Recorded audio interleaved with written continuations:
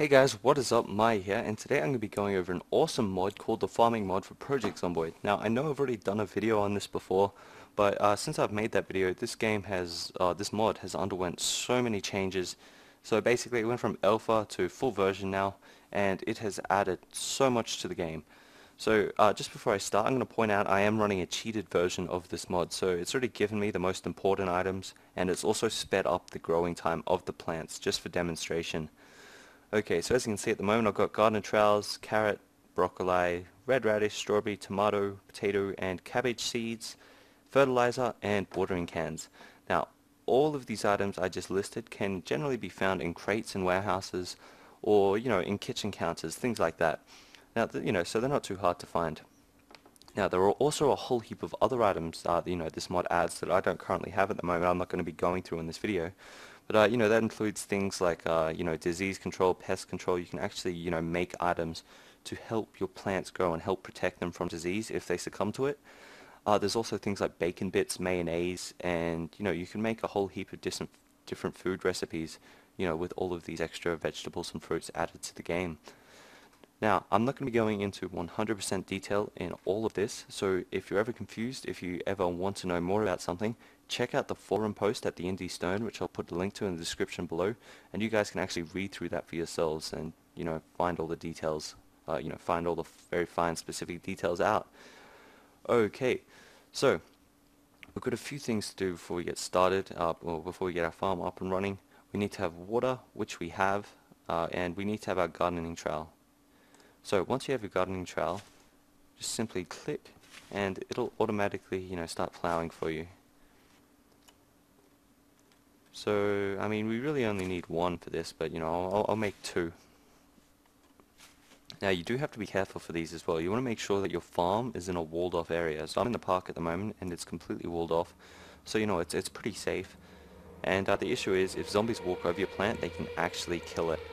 So if you walk over, oh, I can't do that part yet. Okay, so now that we have our seed packages and we have our plowed ground, it's time to actually plant our plants. So we're going to be doing cabbage today. So simply drag and drop your seed package over into the crafting menu and you'll get 50 seeds back. Now, each plant has different growth. The cabbage needs 9 seeds. It needs to be at a water level of 85, and it takes 4 weeks to grow in game time, so 28 days. And it gives you back cabbages and seeds as well. Now, for something different like a potato, it only needs 4 seeds, it only needs 65 water level, and it takes 3 weeks to grow. And it gives you back potatoes and seeds once again. So let's actually just go through here.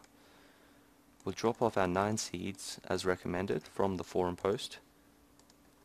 And as you can see, the second that we've done that,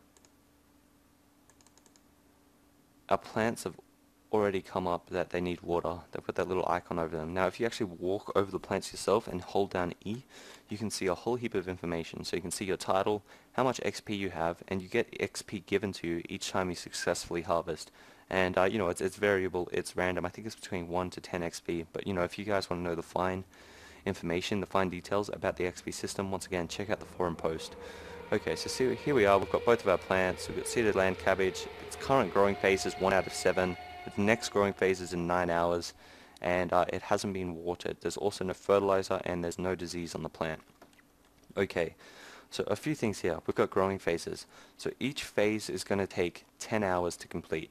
So, total of 70 hours.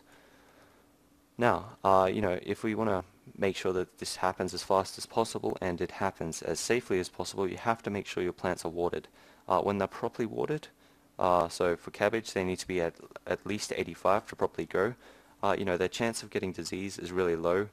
Whereas if they don't have quite enough water, they can actually wilt and die, or they can take longer to grow because they haven't had the right access to the right nutrients or whatever. Okay, so really easy to water your plants. You'll notice the seeds have now disappeared too. They are long and gone. Just drop and drag a water bottle over. Now, depending on what kind of device you use to water your plants, it will also kind of change, the way they behave. So with our water bottles, if we actually watch, it's going up 10 at a time, which is great. Now, I can't actually demonstrate this in the video, unfortunately, because, there's no water. But if you drop the watering can on one of these, it'll only water 5 at a time. However, it'll use half the amount of water. So instead of using a full bottle of water, it'll only use half of it. So you can get a lot more out of just a simple watering can, and it's also a lot easier to control.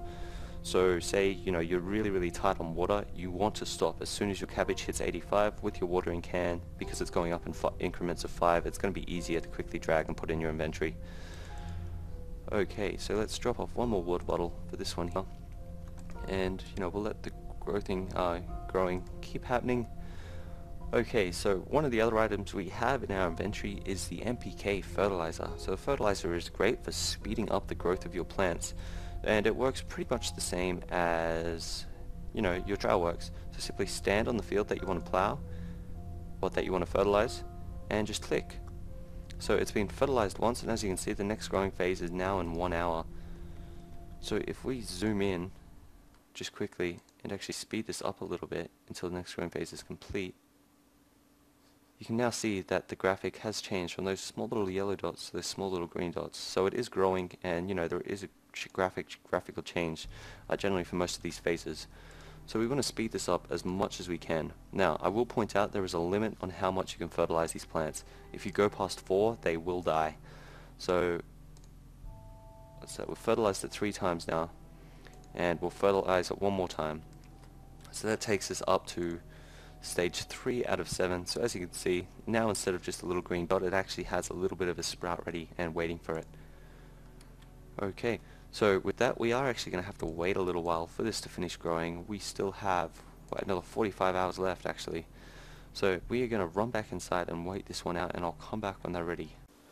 Okay, so in the time it took me to run back, I ended up actually dying. So I've had to start again here. And as you can see, we've got a mature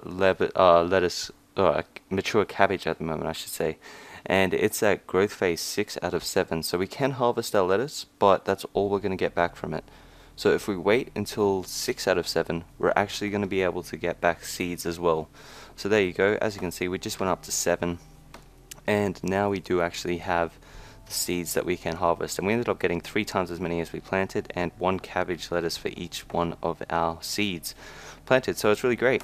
Now, I'd also like to point out that disease is an issue in this game. So I think the base rate is 1%, and then depending on how much water you're missing, the chance of getting a disease can increase. So you're going to have to keep an eye out for that. And once your plants actually have been fully grown, if you don't actually harvest them within a few days, they will wilt and they will die. So keep an eye on your farm. You do have to maintain them. Okay, so now the rest of this video is really just going to be on how to install this mod. So yeah, if you guys need help with that, stick around and I'll show you. Okay guys, so now I'm just going to be quickly showing you all how to install the farming mod. So this is just the forum, where it has been posted. I'll have a link to this in the description below. But basically there's the download link there. I will be posting the direct download link just for those who just want to get straight into it. But this forum post is seriously, it is so helpful. There's so much information on how to plant, little bits of information, XP, the water system, the diseases, fertilizer, other small notes, vegetable properties, new recipes, and I mean, there is so much that this mod has added. It is just huge. Okay, so once you go through here, you've read everything, you're happy, head over to Xenolith, where I'm actually a blogger, so definitely check this site out, guys. We've got our farming mod here. Got all of our information, not quite as much detail as the forum post, which is why I'm going to keep referring to that. So if you actually scroll down, there's a little button here where you can actually download the farming mod version 1. So download that. Once that's done, you're going to have to open it up.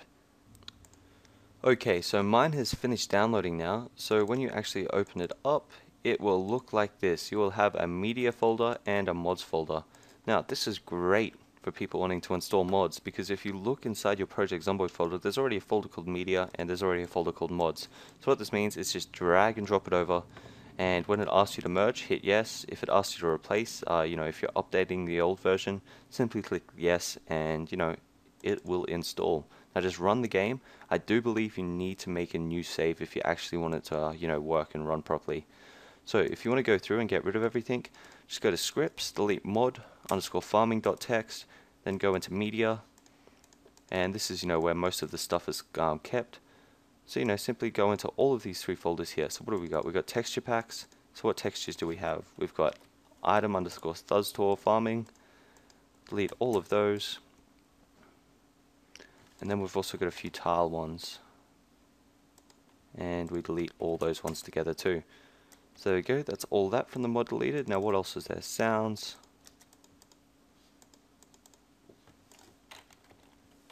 Shoveling, delete that. And last but not least, just go into scripts.